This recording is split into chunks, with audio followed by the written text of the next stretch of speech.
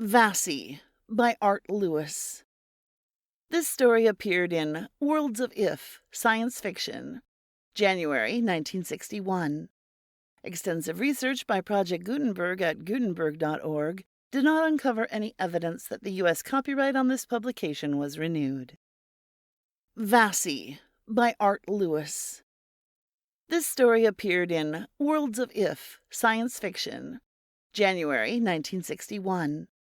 Extensive research by Project Gutenberg at Gutenberg.org did not uncover any evidence that the U.S. copyright on this publication was renewed. A single.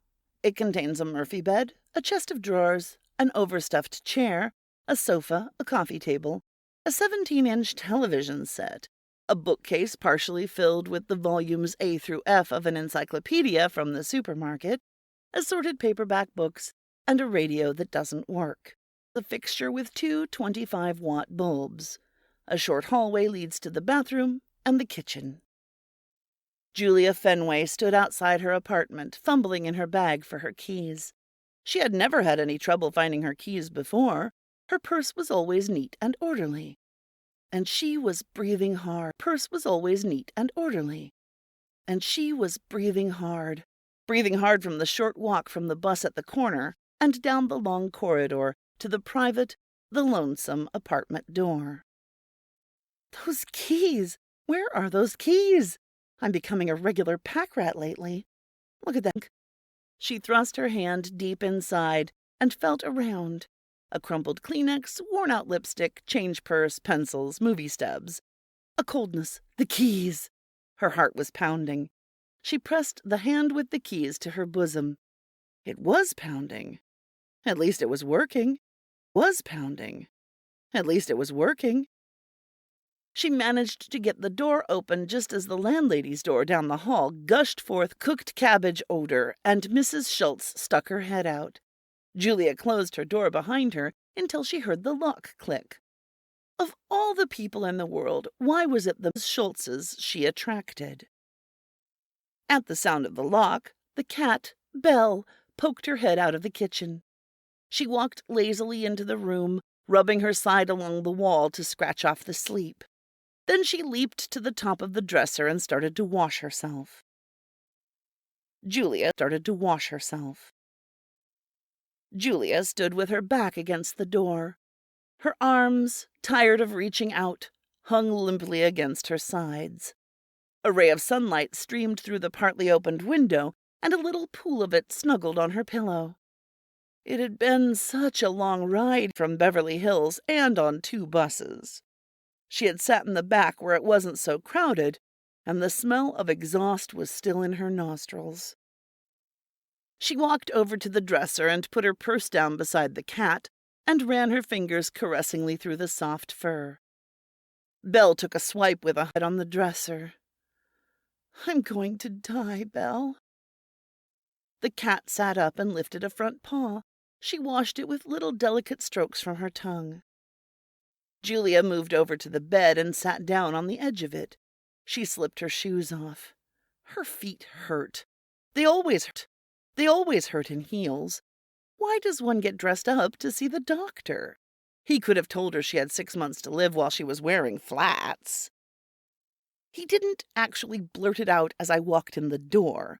He fooled around under that sheet for a long time. And then he said it. No, not then either. He just looked pained and hurt and a little white around the lips, and he told me to get dressed and come into his office. He had the lab reports on his desk, and he pounded on them, and he said, "You're as good as dead now." I wish he had. He didn't want to tell me anything. Just get ready for an operation. No, there really wasn't any rush, but soon. And then I dragged it out of him. I insisted I had a right to know. It was my life. No, I don't have any family here. No one. A brother in New York. Don't call, stammered like a schoolboy who's unprepared in class. Julia fell back on the bed. She stared at the unlighted ceiling fixture. She should cry, but she'd cried in the doctor's office and there was nothing left to cry. 6 months to live, maybe only 5 months. months. Certainly no more than 7 with the operation. A spring in the bed got her in the back. She ought to tell Mrs. Schultz to fix that. She certainly didn't want to spend her last 6 months sleeping on a loose spring. Spend her last 6 months. She turned over on her stomach and pressed her face into the blanket. Her body was rigid.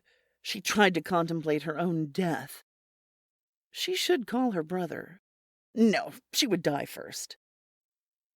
Hello, my name is Vassi. Julia raised her head and looked around the room. It was empty. Would you say this is a typical prior dwelling?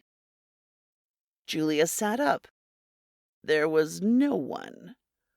Oh, I hadn't thought of that possibility. I suppose we don't have a similar frame of reference. You'll never understand my thoughts. She got off the bed. She walked around the room, and her stocking feet made little padded sounds on the cotton carpet. Then she crossed to the door of the apartment and pressed her ear against it. Are you a ventriloquist? She said. A ventriloquist? Oh, my, no. I'm an historian. The voice was in her head. I'm insane. It had to happen. She touched her fingertips to her mouth. Is that so? That's too bad. We're over and done with that sort of thing. I'll wash my face with cold water. It must be the strain. I shouldn't have forced the doctor. You are alone, aren't you? I looked around rather carefully. I didn't see anyone except that furniture. Julia looked at Belle. The cat was asleep on the dresser. She started to walk to the bathroom, but stopped in front of the bed and sat down. Her head was going to burst. Please, she said, please stop. I really don't want to intrude, but I have my recorder right here. It won't take long, and then I must move on. Now I notice you are fully dressed. Most remarkable. We always thought you prior people indulged in sex orgies almost continuously. My God! Your thoughts are confused. Is it because you're insane? Have you? Julia jumped from the bed and ran into the bathroom. She locked the door behind her and turned on the cold water full force. She cupped her hands under the faucet and plunged her face into the cascading coldness. My name is Julia Fenway. I'm a file clerk at Continental Insurance. I'm going to die, and I'm sex. She turned off the faucet and stared into the sink. The water gathered into a little whirlpool and disappeared down the drain. There was a knock on the bathroom door. The voice was in her head. I wonder if I could see that. We have some rather indistinct writings on running water. I'd like help. If anything, it was worse now. The knocking came from the door. She was sure of it, but the voice was inside her. May I come in? Julia sat down on the edge of the tub. She squeezed her head between her hands. I don't deserve this. What did I do to deserve this? Between her hands. I don't deserve this. What did I do to deserve this? Please, I'm on a tight schedule. So am I. Go away. She was talking to it. She was talking to the voice in her head. Then it was very quiet. Julia watched the door, waiting for someone to walk through its solidness. Nothing happened. She lowered her head and started to count the tiny tiles in the floor. If I count one row very carefully, it will take me 5 minutes. 2 rows, 10 minutes. 3. As she was midway through the 4th row, the voice said, I don't think you realize the importance of my visit. We recognize your right of privacy, but don't you feel in this case... Julia jumped up and pulled open the door. Let me die in peace! She ran into the other room and stood in the middle of it, looking all around, breathing hard. Belle leaped down from the dresser, her doze finished, and rubbed against Julia's leg. The water in the bathroom was running. She hadn't shut it off. She had. The It stopped. How quaint! There is someone here. Who are you? Vassi. Vassi? I'm Chief Historian, Research Division. It's my first trip in time. The scientists have been playing around with this thing for years, and they've only just let us take it over. A time traveler. Julia stood very still. Her eyes searched the room slowly once again. The window was open about 3 inches, too small for anyone to squeeze through. The door. There was absolutely no one in the room. In her desperate state, she was hunting for an out. She was involved in a fairy story. Her body started to relax. I can't see you, Mr. Vassi. I can't accept death. I'm looking for escape. I can't see you. I don't understand. I can see you. Here, take my hand. For a moment, Julia hoped. There was nothing.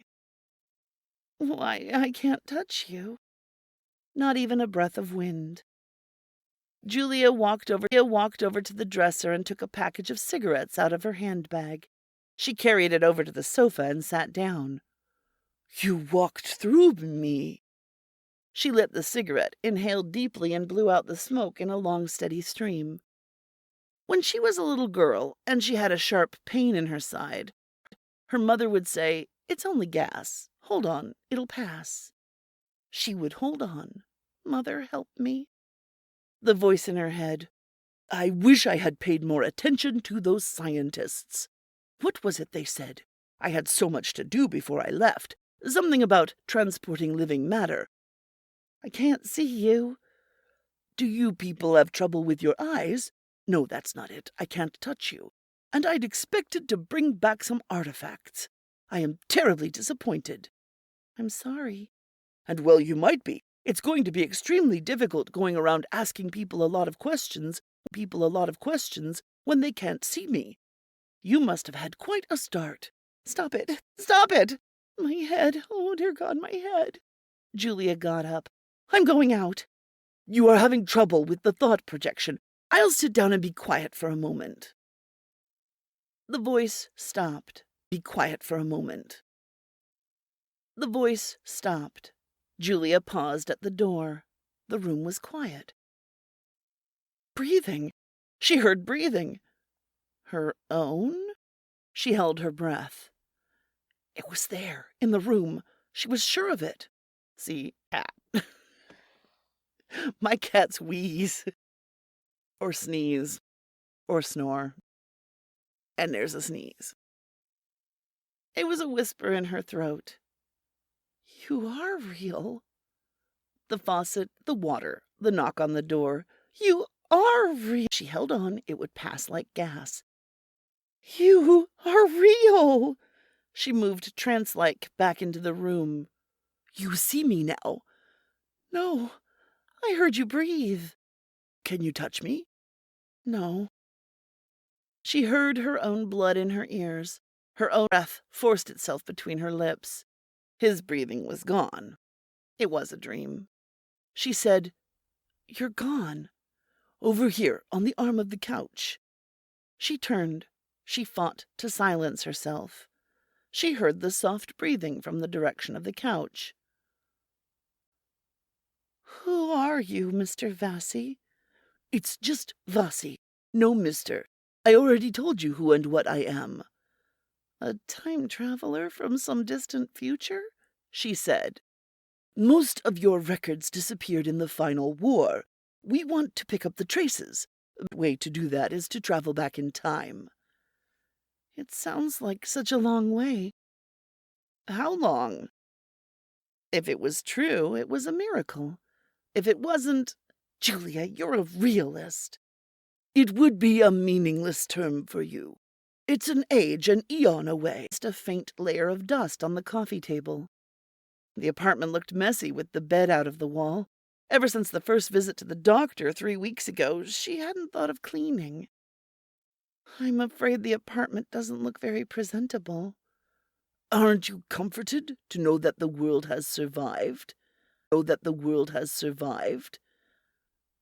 But I won't survive. She looked at the dust again. You see, I don't do much entertaining. Is that so? I wouldn't know.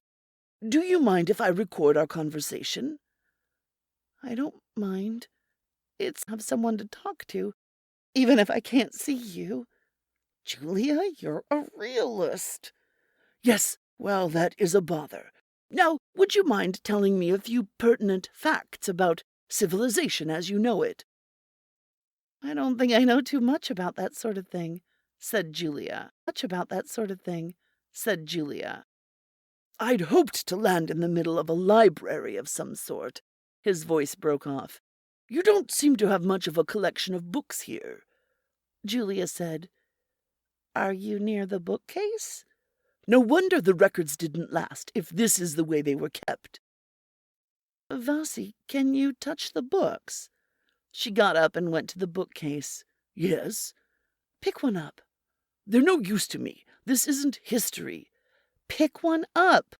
I haven't got the time. I have to move on. Vassi, you touched the faucet, didn't you? And you knocked on the door. Vassi, you touched the faucet, didn't you? And you knocked on the door. Yes. That does mean I can bring back artifacts. Why can't you touch me? Now I have to get to a place that will do me some good. A library, a store, isn't that what you call them? A museum. Are any of these? Let me go with you. I'll be your guide. I'll show you my time. But won't you be uncomfortable? I'm invisible. I don't care. No one can steal you from me this way. Steal me? Vassi, why can't you touch me? I'm not too sure. I think life is a transient thing. Matter is continuous in one form or another. Matter existing today always existed and will always exist, or something like that. I didn't listen too carefully. Anyhow, it's possible for someone to travel back in time, but not ahead. Do I make myself? It's possible for someone to travel back in time, but not ahead. Do I make myself clear? It's out of my line, you know. Julia reached down and scooped up Belle. Can you touch her? What is that? My cat. Can you touch her? A cat? It's the same as with you.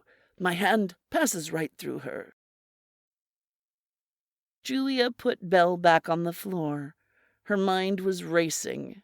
Vassi said, She's sitting right where I'm standing. I got to believe it's not a nightmare.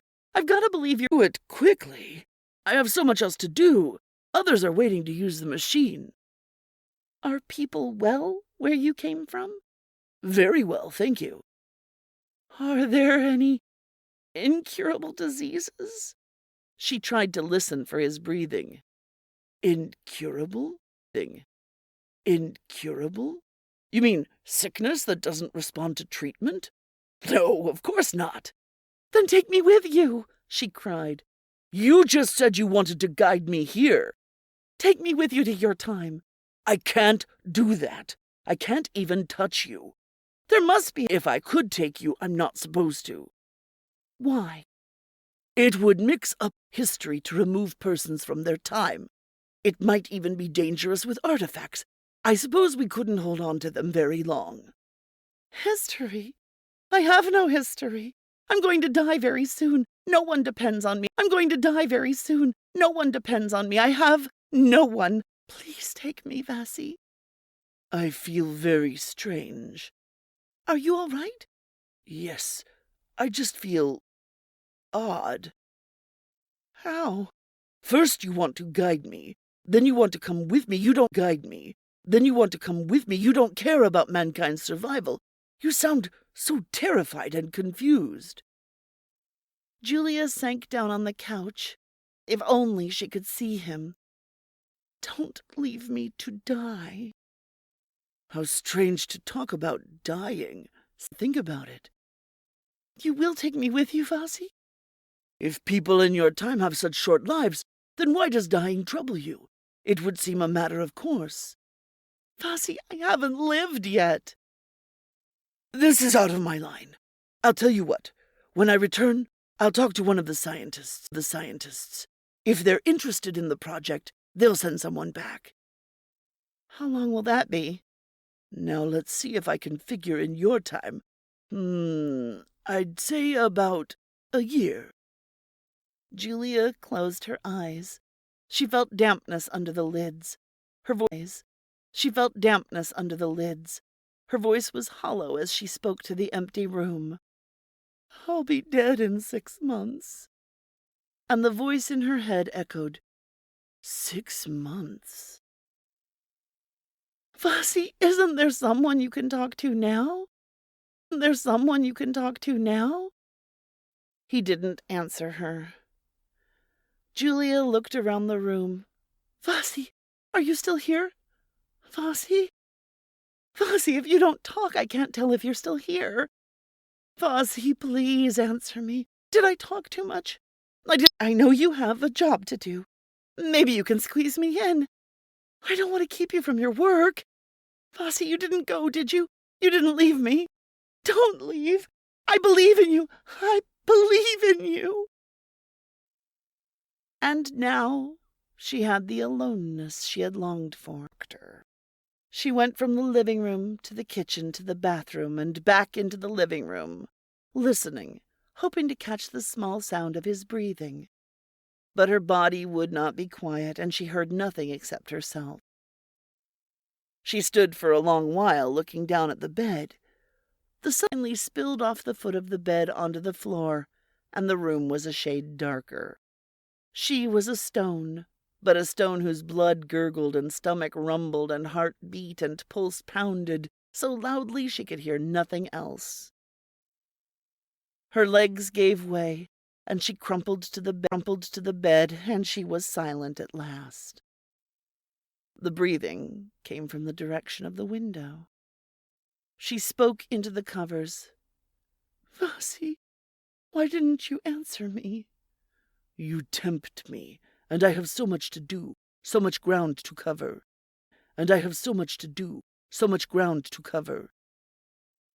You can come back. We haven't got enough of these time centers. There's quite a lineup to use them. If I go now, there's no telling how long it'll take me to get back. Julia got up and went to the window. Am I facing you? Yes. You're my only hope, wild as it seems. Vassi, wouldn't it be helpful to your research to have a real-life person from my time to study? Vassi spoke slowly. You mean you would be willing to have us? No, not within limits. They'll be very angry if I come back without my research project. Are people that cold in your time? Asked Julia. Cold? Vassi repeated in bewilderment. Heartless? Bewilderment. Heartless? Heartless? I hardly think so. I mean callous, without pity, without compassion. I've been very busy. I haven't thought about it. Do men and women marry in your time? Yes, they do. Are you married? No, you see, I'm not very presentable. Besides, I have my research. To me, you're the most beautiful man in the world. You can't see me. If you saw me, you wouldn't think so. I can hear you. That's all I need. Julia turned from the window and walked back to the couch. When she sat down, she could feel herself trembling. Never in her life had she seen him his eyes would be mocking her. She said, If you take me back with you, then later when I'm well, I could come back with you and show you everything you would want to see. Then I could be your guide. He was standing in front of her. She could hear it in his breathing. She was sure of it. He said, I wish I could touch you. You're very beautiful. Vassi, in my own time, I'm ugly. Perhaps I belong in your time. Then the excitement that was in his breathing was in his voice. His breathing was in his voice. All right. I'll see what I can do. You wait right here. It may take me several years to get back, but I'll do it if I can. Several years? Vassi, I can't wait that long. She was very near despair. No, you don't understand. In your matter of minutes. The controls would be set to right now, however long it may take to have the project approved in my time. The room was quiet. A slight breeze drifted in through the open window. Julia sat very still on the couch for a few moments. Belle rubbed herself against the coffee table and then climbed into Julia's lap. She had to hold on. She had to believe. A world with no illness. A world where people live practically forever. A world with 5 years. Belle started to purr softly. Belle, Julia said, what am I going to do with you? Vassi will think of something. He's coming back, Belle. He's coming back, and he'll take both of us with him. She picked up the cat and put it on the couch. Then she got up and went to the mirror over the dresser. She pushed her hair back from her face. He said I was beautiful. Not even my mother ever said I was beautiful. What will they think at the office when I don't come in tomorrow or even phone? They won't care in the big bust to do my work, and they won't think about me at all. Even that one didn't say I was beautiful. Not even right after I moved in here and he was a little drunk and he could have said it then. Then of all times. But he didn't. He just looked a little ashamed, maybe disgusted afterward, and he talked about being late for a dinner appointment. There was a knock on the door.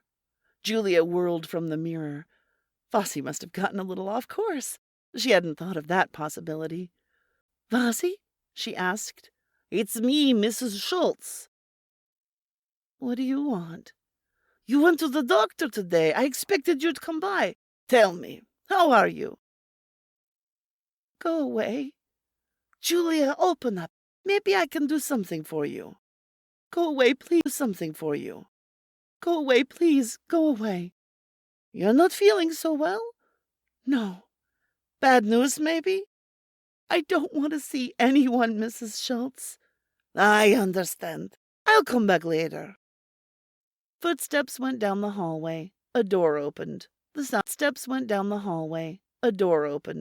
sound of a television set. A door closed. Vassi, hurry. I don't know whether or not it really happened. I'm not sure now, Vassi. I'm going out of my mind. I am clutching at straws.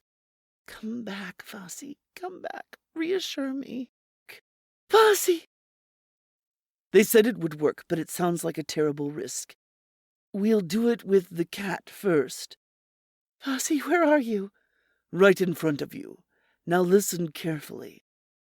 Are you going to take me with you? We'll try the cat first. If it works with the cat, what do I do? The first thing we have to do is kill the cat. What are you talking about? When the cat is dead, it will become as inanimate an object as any of those books over there. In that state, I should be able to transport it to my time. There, the doctors will revive it. Everything is ready. I can't kill my cat. If it works, it's only temporary. And if it doesn't work, she whispered, I'd rather it be the cat than you. I never dreamed. We'll have to hurry. They're waiting. I can't kill Belle. I can't kill Belle. You're not killing her, you're transporting her. The tears were in Julia's eyes again. It's crazy. I'm crazy. Look, I'd do it, but I can't physically touch the cat. I know. They said suffixed. It leaves fewer complications. Julia bent down and picked up the cat. Her tears fell. I may have to come back to this one. I don't think I can go on right now.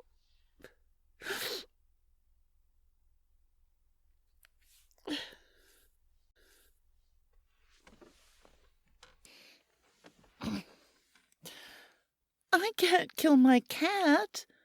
If it works, it's only temporary. And if it doesn't work, she whispered, I'd rather it be the cat than you. I never dreamed. We'll have to hurry. They're waiting. I can't kill Belle. You're not killing her. You're transporting her. The tears were in Julia's eyes again. It's crazy. I'm crazy. Look, I'd do it, but I can't. I know. They said suffocation was best. It leaves fewer complications.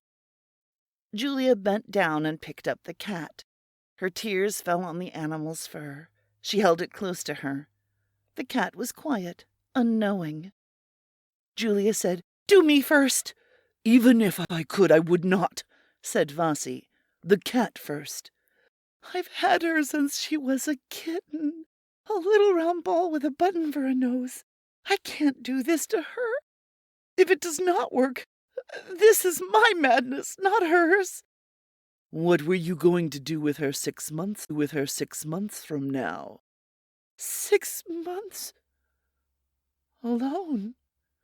She would be left alone. Bella's never been alone except for the hours when I'm at work. Who would take care of her? She's such a fussy eater. I have to feed her liver from my hand. Take one of the pillows on the bed. Don't think about it. Do it. Julia carried Belle over to the bed. As she started to put it down, one of its claws became entangled in her dress. The cat started to struggle as if finally awakened. Julia reached over for a pillow. Sweat stood out on her forehead. Her tears blinded her. She saw the mass of fur. She saw the softness. The claws were freed. She brought the pillow down over Belle. Julia blacked out, sprawled across the pillow. She couldn't have been out long. She pulled herself from the bed. The pillow was on the floor. Belle was gone. Vassi's voice was in her head. It worked! The anatomists are wild. I've never seen so much excitement. Belle is all right. Wonderful. Revive her. The laboratory is a bedlam. Everyone wants to examine her. How should I do it? I'll never be able to suffocate myself. She laughed a little. I can't even turn on the gas range. Mine is electric. She looked around the apartment. If she slashed her wrists, there would be too much blood. She hated blood. The thought of poison repelled her. Wait, she had it. She pulled one of the sheets off the bed and twisted it. She pushed the overstuffed chair into the center of the room and stood on one of the arms to an end of the sheet to the ceiling fixture. At the other end, she made a noose. There was a knock on the door again. Julia, if you're not well, it's no good you should be alone, Mrs. Schultz said. Julia slipped the noose over her head. Vassi, a noose over her head. Vassi, do you love me? Of course. I just hope you'll love me. Mrs. Schultz knocked hard. Julia, I hear you talking. I know you're home. Let me in. I have some soup for you. Vassi, do you think I'm the woman I have ever seen? Mrs. Schultz pounded on the door. Julia, why don't you answer me? As Julia stepped off the arm of the chair, she saw the open window. A thought crossed her mind before the noose tightened. Belle could have jumped out the window when the noose tightened. Belle could have jumped out the window when I passed out. Julia, you're a realist! Mrs. Schultz put down the pot of soup and opened the door. The apartment is called a single. It consists of a Murphy bed, a chest of drawers,